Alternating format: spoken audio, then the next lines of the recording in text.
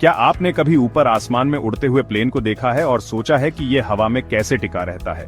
कारों के आम होने से पहले ओहायो के दो भाइयों विल्बर और ऑरविल राइट ने उड़ान भरने का सपना देखा था। वो अकेले नहीं थे जिन्होंने उड़ने का सपना देखा था, लेकिन वो पहले थे जिन्होंने इसे सफलतापूर्वक किया। राइट भाई एक्सपेरिमेंट करने और अपनी गलतियों से सीखने से नहीं डरते थे। उनकी कहानी दृढ़ता, प्रतिभा और आविष्कार के प्रति प्रेम की कहानी है। उनका सफर उन्हें अपनी छोटी सी साइकिल की दुकान से उत्तरी कैरोलिना के किट्टी हॉक के रेतीले टीलों तक ले गया, जहां उन्होंने इतिहास रचा। राइट भाइयों ने सिर्फ हवाई जहाज का आविष्कार नहीं किया, उन्होंने दुनिया को हमेशा के लिए बदलते हुए आसमान के द्वार खोल दिए। उनकी कहानी उन सभी के लिए एक प्रेरणा है जिन्होंने कभी बड़ा सपना देखने की हिम्मत की है। विल्बर और ऑरविल राइट का जन्म 1800 के दशक के अंत में हुआ था।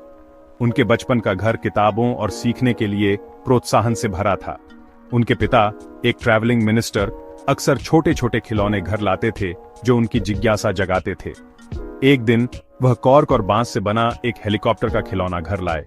इस साधारण खिलौने ने दोनों भाइयों को मोहित कर लिया और उड़ान के लिए आजीवन जुनून पैदा कर दिया। दोनों भाई उस हेलीकॉप्टर के खिलौने को हवा में उछालते हुए, उसे घूमते और सरकते हुए देखते हुए घंटों बिताते थे। उन्होंने एक ऐसी मशीन बनाने का सपना देखा जो एक व्यक्ति को ले जा सके। जैसे जैसे वे बड़े होते गए, उन्होंने पतंगे और ग्लाइडर बनाए, लगातार एक्सपेरिमेंट करते रहे और अपनी सफलताओं और असफलताओं से सीखते रहे। उनका बचपन ज्ञान की प्यास और आसमान को जीतने के दृढ़ संकल्प से भरा था। राइट भाइयों की उड़ान की दुनिया में यात्रा पतंगों से शुरू हुई। उन्होंने अनगिनत पतंगें बनाई और उड़ाई, ध्यान से देखा कि वे हवा में कैसे चलती हैं। उन्होंने महसूस किया कि पतंग की गति को नियंत्रित करना उतना ही महत्वपूर्ण है जितना कि उसे उठाने वाली हवा। यह समझ उनके बाद के प्रयोगों में महत्वपूर्ण साबित होगी। पतंगों से वे ग्लाइडर्सों की ओर बढ़े, जो बिना इंजन के बड़े विमान होते हैं। उन्होंने अन्य एविएशन पायनियर्स के काम का अध्ययन किया, उनकी सफलताओं और असफलताओं से सीखा। भाइयों ने अपने प्रयोगों का सावधानीपूर्वक दस्तावेजीकरण किया, आंकड़ों का विश्लेषण किया और अपने डिजाइन्स में सुधार किया। उनके समर्पण और वैज्ञानिक दृष्टिकोण ने उन्हें उन लोगों से अलग कर दिया जो सिर्फ उड़ान का सपना देखते थे। जबकि कई आविष्कारकों ने उड़ान हासिल करने के लिए शक्तिशाली इंजन बनाने पर ध्यान केंद्रित किया, राइट भाइयों ने समझा कि कंट्रोल सबसे जरूरी है। उन्होंने महसूस किया कि एक उड़ने वाली मशीन को हवा में चलाने की जरूरत है, न कि जमीन से ऊपर उठाने की।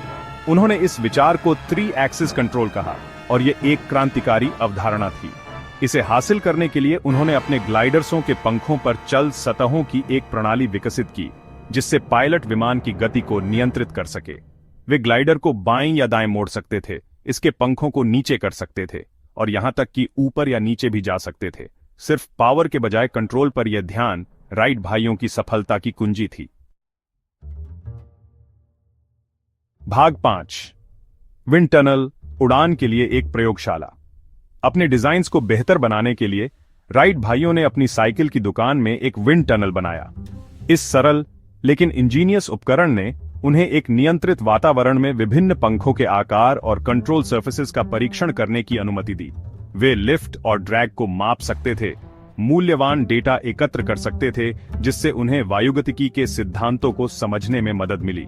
विंड टनल उनकी प्रयोगशाला बन गई, एक ऐसी जगह जहां वे दुर्घटनाग्रस्त लैंडिंग का जोखिम उठाए बिना एक्सपेरिमेंट और इनोवेट कर सकते थे। उन्होंने सैकड़ों विंग डिजाइन्स का परीक्षण किया, अपने निष्कर्षों को ध्यानपूर्वक दर्ज किया।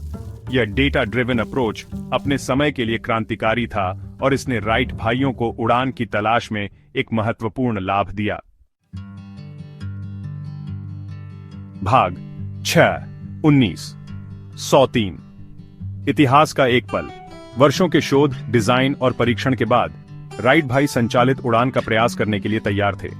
उन्होंने अपनी तेज हवाओं और नरम रेतीले टीलों के लिए उत्तरी कैरोलिना के किट्टी हॉक को चुना।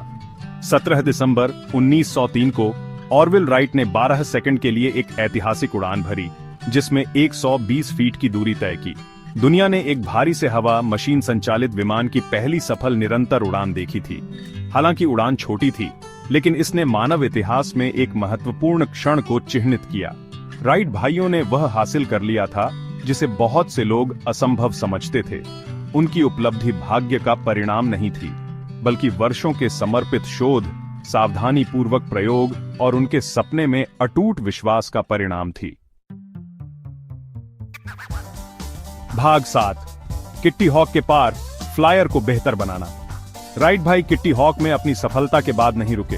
वे डेटन, ओहायो लौट आए और अपने डिजाइन्स को बेहतर बनाना जारी रखा। उन्होंने फ्लायर में महत्वपूर्ण सुधार किए, इसके कंट्रोल, पावर और उड़ान की अवधि को बढ़ाया। उन्होंने लंबी दूरी की उड़ान भरी और यहां तक कि हवा में मोड़ भी लिए। उन्होंने अपनी उड़ने वाली मशीन का पेटेंट कराया और इसे सरकारों और निजी व्यक्तियों को बेचने की कोशिश की।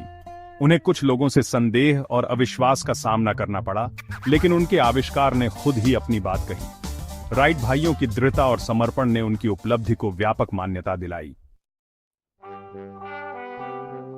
भाग 8, राइट ब्रदर्स की विरासत, एक बदली हुई दुनिया। हवाई जहाज के राइट भाइयों के आविष्कार ने यात्रा में क्रांति ला दी और दुनिया को बदल दिया। उनकी विरासत किट्टी हॉक में पहली उड़ान से कहीं आगे तक फैली हुई है। उनके काम ने कमर्शियल एविएशन के विकास का मार्ग प्रशस्त किया, महाद्वीपों में लोगों और संस्कृतियों को जोड़ा।